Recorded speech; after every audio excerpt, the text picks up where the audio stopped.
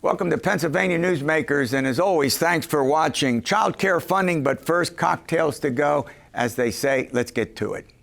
Welcome to the fast-paced and unrehearsed weekly discussion featuring the leaders who help shape your world. Join us as we address the issues that impact you each and every day. This is Pennsylvania Newsmakers. And now, here's your host, Terry Madonna.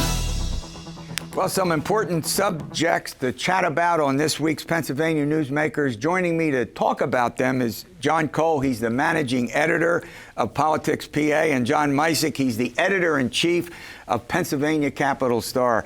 All right, John Micek, restaurants and bars, they're doing something now that they were able to do because of the pandemic and Governor Wolf's executive order. And there's a big debate about whether it should continue. I love the topic, and it is important. Cocktails to go. Explain that for the audience. So these were adult sippy cups, Terry, is basically what it boiled down to during the height of the pandemic, so that restaurants and bars, who obviously were hard hit by COVID-19, could make some money. The state temporarily authorized them to sell drinks to go.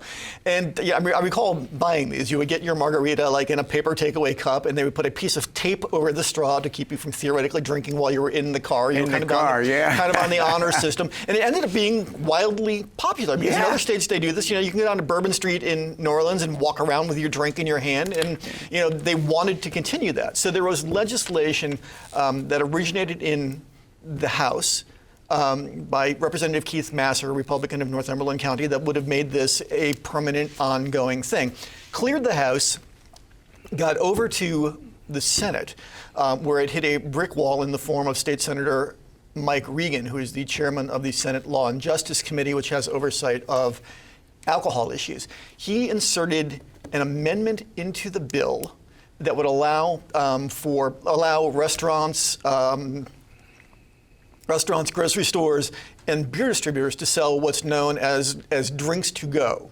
Not cocktails to go? Well, so these are sort of, so you can buy like a White Claw, which is like the hard seltzer, which is a beer drink. This is like Jack Daniels and Coke in a can, or a margarita in a can. But because that's booze, that's the province of the Pennsylvania Liquor Control Board. Where's this likely to go? Well, right now, since it's summertime, it seems like we're going to wait they're not back until September, right? It hit a brick wall. The Senate didn't act on it. We should add that Regan's brother-in-law owns a beer distributorship, so there is some familial interest there. When bill went back, Senate passed the bill, went back to the House. The House took out the language, kicked it back to the Senate. Senate said not enough time, ran out the clock. So unfortunately, Pennsylvania's going to go into the summer holiday, no cocktails to go. And there was a last-ditch effort, though, I think, from Senator Scott Martin. Didn't he send a letter? He sent a letter as well, kind of, I guess, trying to get this before the summer session ended. But again, like you said, at least till the fall. Yeah, Martin sent a letter out just this week asking the Senate to come back in to take care of this, but didn't happen.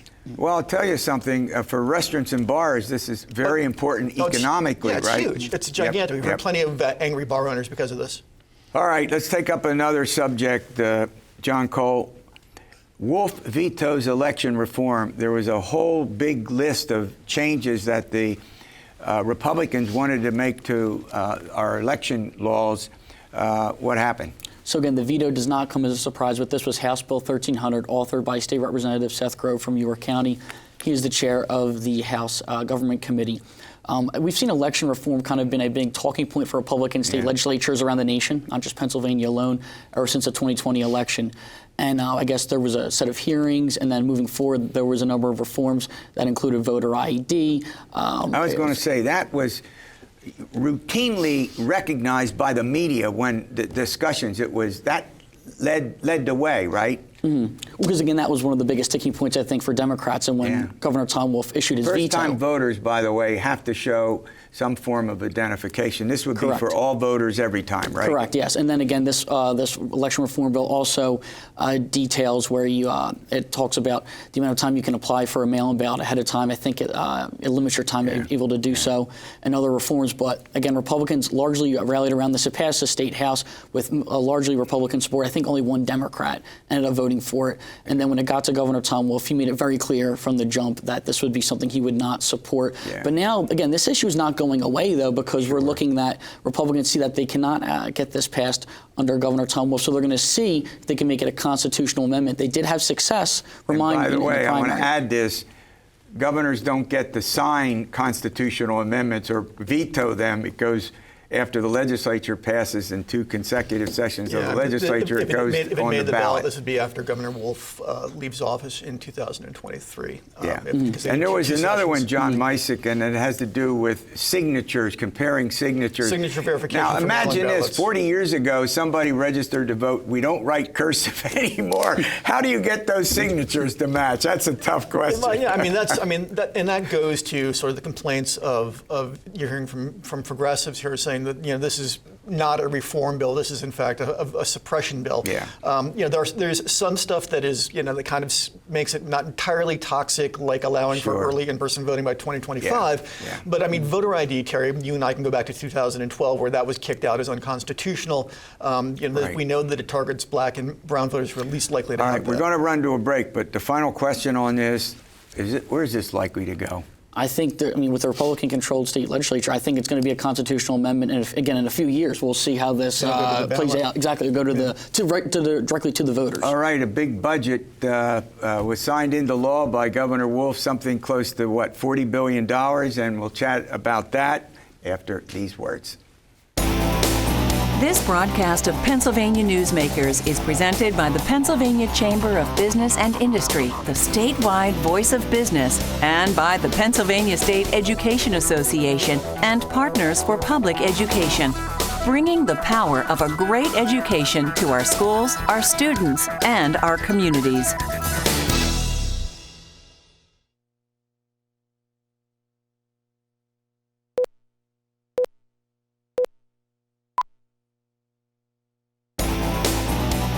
This broadcast of Pennsylvania Newsmakers is brought to you by the Pennsylvania Highway Information Association, the go-to source to learn about transportation projects and issues. Please visit pahighwayinfo.org. And by the Pennsylvania Manufacturers Association. Business in Pennsylvania is our business. Well, Governor Tom Wolf last week signed about a $40 billion budget. Now, John Micek, what's fascinating, they got this money from the federal government, and they didn't spend the vast majority of it. They didn't put it into COVID-19.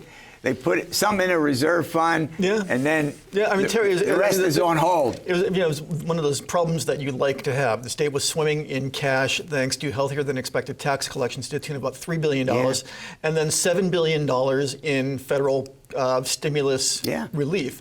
They're only spending $2 billion of that. They're making a $2.5 billion deposit into the state's rainy day fund, and they're just sitting on the other $5 billion, theoretically for future programmatic needs, much to the chagrin of progressives who are hoping for sort of a New Deal style reimagining of the post-pandemic economy. Well, the interesting question is, it comes out of, I think, the American Rescue money from the federal government, and that was supposed to be used for a variety of things to combat the pandemic, if I understand this correctly. And as John Micek points out, it's on hold. I mean, they put the money in reserve, presumably so they don't have to raise taxes. Correct. Yeah, I think the big sticking point going into discussions about it was that Democrats wanted to spend now because they believe that there's a lot of issues that need to be addressed ASAP, when I think Republicans think they want to avoid a tax increase. They think save it for, quote, a rainy day. Depending on who you talk to some progressive Democrats, they think it's already raining right now due to the pandemic. It's depending, again, who you talk to there. But Republicans were pretty adamant that this is better to save for a future date. You heard a lot of talk last Friday last when the bill was passed, actually 2 Fridays ago now, when the bill was passed, that they didn't want to get caught out, as was the case in 2010, where school districts depended on federal stimulus money. That went away, and that led to cuts. You also heard an interesting undercurrent. Somebody inadvertently spoke the truth. They noted that they lost the governorship in 2014 as a result of those cuts. So certainly that is looming on Republicans' minds as well as we go into 2022. Well, they also, education was one of the big winners, correct? Oh, absolutely. If anything, one of the big takeaways that Governor Tom Wolf talked about after he signed this was that he talked about this being a historic investment in education, even though it's not the same amount amount that he called for in his budget proposal months ago. It's still a significant increase where I think that's one thing that I guess some Democrats can hang their hat on, that there's targeted funding for, again, schools that are more impoverished and things in those areas as well. All right, anything else on this? I want to... You just say that, kudos to Representative Mike Schlossberg out of Lehigh County. He got language through that's going to help the 100 poorest districts in the state. Right. So that is, I mean, that's as John says, it wasn't what they wanted, but it was what they got. All right, we don't have a lot of time, but a guy named Senator Pat Toomey spoke to the press club. It got a good bit of. What did he say, and why? Well, and why does it matter? So again, even though he's not seeking re-election, still again one of the Pennsylvania senators, as the race is forming to film, we're kind of seeing where his thoughts are. Again, Pat Toomey's certainly part of the Republican Party. That's not exactly in line with everything Donald Trump does. But it was interesting to see his thoughts about the pandemic. He took a lot of shots at Biden, which I suppose isn't surprising. He tried to make the case that Joe Biden is not this great unifier that he claims to be. Took shots at a lot of the progressive agenda that he's trying to put forth. And again, he really stressed, I guess I would say, the fiscal conservative argument, where I think a lot of some of the Republicans in the Trump era kind of pushed a lot of the culture war type stuff, where he certainly stuck to the script about he's always been about fiscal conservatism. He stressed that. Well, we're going to have a huge election next year. Both the governor's office and the U.S. Senate seat, as you just pointed out, are open with no incumbents. It's going to be a wild affair. It's already sort of a clown car worth of candidates for both races, and the Democratic primary for U.S. Senate is going to be fascinating to watch. Yeah. Well, look, I want to thank both of you for coming on when we get to 2020. We're going to be talking about that pretty soon. We'll have you back. All right. Next topic: child care funding. After these words. This broadcast of Pennsylvania Newsmakers is brought to you by Cross-State Credit Union Association. Credit unions, where people are worth more than money. To find a credit union that is right for you, go to ibelong.org. And by the Energy Association of Pennsylvania, Pennsylvania's energy information source.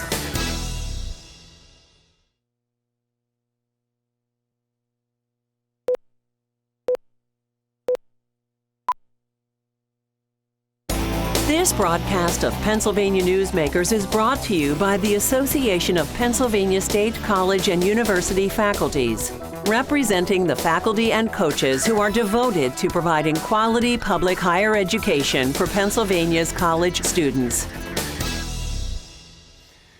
Well, it's all about the children. Let's talk about it with Kari King. She's the president of the Pennsylvania Partnership for Children. Okay, I want to talk about child care funding. It has national implications as well. But before we do, pre-K funding, we were talking about the budget a moment ago. Well, pre-K budget, take it. Yeah, so the budget overall is a little bit of a mixed bag when you're looking at the impacts for children, but pre-K, fortunately, is one of the bright spots. That is one of the areas that's really a priority for us in the state budget, and we were advocating for increases for access for kids. And when we talk about pre-K, this is really our 3- and 4-year-olds in the state. And it's really focusing on preparing them for kindergarten. Oh, sure. So we really want to make sure that they know their numbers and letters, but it's also about they are knowing how to follow rules and expectations as they get ready for kindergarten. Discipline. A little bit of discipline. Yeah, well, and we were just talking about I have a 3-year-old, and so sometimes it's a challenge. But and this is relatively new. I mean, when I grew up. Pre-K, nobody ever talked about that. Yeah, in Pennsylvania, our law was authorized in 2007, so it's a relatively new program. And this is also an area, too, we really try and highlight. It's an area of great bipartisan support, both Republicans and Democrats, and it's really funded through state funding. We'll switch to child care in a second, which is largely funded through federal dollars. Right. Pre-K is state funded. It's state money. And this is an area both the governor and the legislature really prioritize it. And so it really is a bright spot. I mean, there's a lot of partisan differences, but how can you have partisan differences over something as that important? Exactly. And I think it's also because it's shown to work. We've lifted up to, there was a recent study, there's been a ton of national research that shows the positive outcomes. There was just a study specific to Pennsylvania's program that shows the positive benefits as kids enter school to show how much better they do as they enter kindergarten. and the positive outcomes. So we were advocating for an increase of $30 million in the state budget. And it is really one of those rare instances where the governor proposed that and the legislature followed through and had that $30 million increase. So we'll see about another 3,200 3- and 4-year-olds be able to access pre-K for the upcoming school year. Yep. Well, you talked about the importance of federal money in terms of child care funding and how important that is. And it's been a pretty important issue for the Biden administration especially. Yeah, childcare, this is one of those areas, you hate to say it, but there's some silver linings from the pandemic that have really been elevated on a policy level. And childcare is one of them. And it's really because of, as the pandemic happened and the economy shut down, so did childcare. And as parents were working from home, their kids were at home and trying to work. And, I think policymakers really understood how vital childcare was in order for folks to be able to work.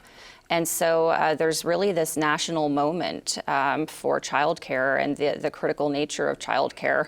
I was just speaking about, pre-K and the importance there in terms of school readiness, and that's certainly a big part of childcare too, in terms of development and how important that is. But in terms of childcare, there's such a critical link in terms of the workforce. Yeah. And well, now not to interrupt, but now you have this situation where folks remote working, is moving past. We're moving past that and moving forward towards people in person. Then you have the kids, and who's going to take care of them? And they have to be taken care of properly. That's the other thing. Just not having somebody do it, but. Yeah, fortunately at the federal level, there's been a good infusion of federal funding through stimulus packages. Yeah.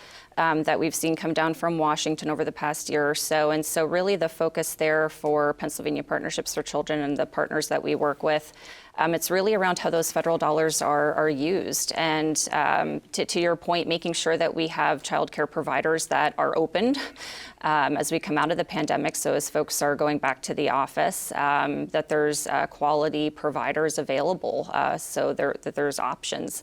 And a lot of providers closed during the pandemic.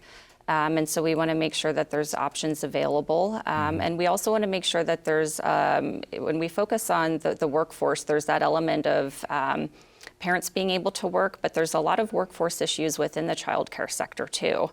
It's oftentimes workforce within childcare. It's pretty low pay. There's a lot of turnover, and it's tough work. Sure. So a lot of investment is needed there too. All right, we're going to talk about career and technical education. We're going to continue to talk about funding and money, and we'll be back. This broadcast of Pennsylvania Newsmakers is brought to you by the Pennsylvania Medical Society. Inspired physicians committed to the good health of Pennsylvanians and the advancement of the practice of medicine.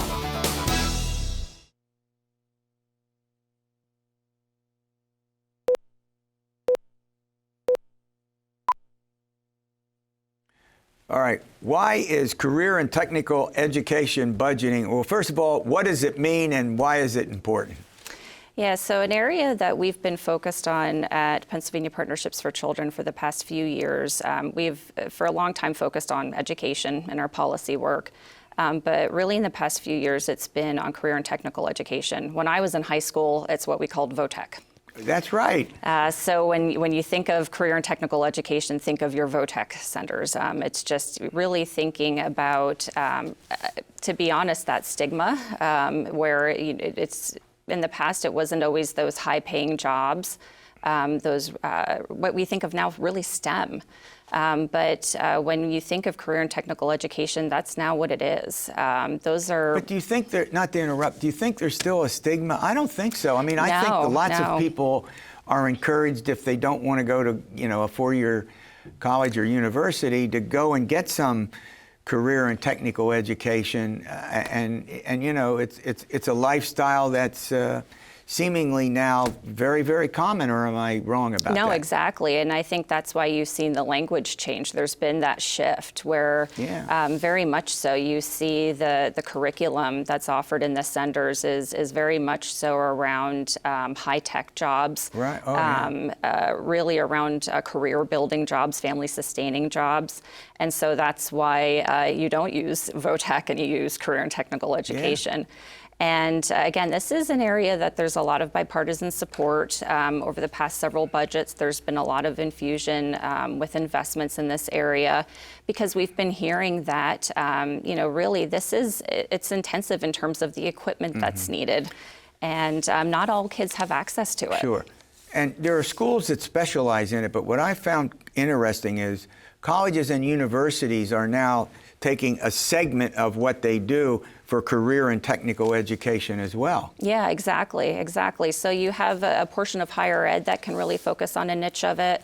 You have kind of at the high school level too that can focus on a niche of it. And to your point, I think students can really focus in at an earlier phase and as they're growing up and determine what they want for their career moving forward. And whether that means they can get a credential and move into the workforce. Maybe it does mean they want a 4-year degree or a 2-year degree. But it kind of gets to the point that we're seeing that you might not need that level of debt. That has kind of been the expectation for the past few generations. So there's really been that shift that we've seen. But really what it amounts to is that there has to be more support for kids that do want to go down that pathway. Yeah. And so while there's that advocacy for funding and basic education, it is a separate line item in the budget for career and technical education that we've been focused on. Well, now that you're on that subject, it leads me to the question about federal stimulus funding to help in the very areas to assist in the very areas you're talking about. Yeah, this is an area, again, there's been through the several packages that have come down from Washington where thankfully this is kind of both in part the legislature and the administration over the past year. The legislature's been able to allocate about $30 million in funding for career and technical education. And then just in this past state budget, it's about $43 million in funding that was allocated from the administration to career and technical education funding. That was specific to the equipment. So to my earlier point, when you have students that are focused on machinery and things like that, it's like I said, it's heavy on the resources for the equipment that's needed. Yeah, hold it. I want to interrupt you again. That's an area we normally don't think about. You think of, salaries and all of that, but the equipment in some cases can be extremely expensive. Yeah, and that was something that was elevated too in terms of the impact of COVID, which I don't know that a lot of people realize. Oftentimes in these programs, students share equipment. Yeah. And during COVID, to the extent that they were able to participate in person, they weren't able to do that. So they had to purchase more of it. So I think this was one area where there was really that adaptation due to the impacts of COVID. But I think what is important moving forward is you do need that investment at the state level just to ensure that kids do have access to these programs. So that's what we're really trying to elevate here. Well, yes, the federal investment is really critical. We also need it at the state level too. I want to thank you. We'll see you next week for another edition of Pennsylvania Newsmakers, and as always, stay well.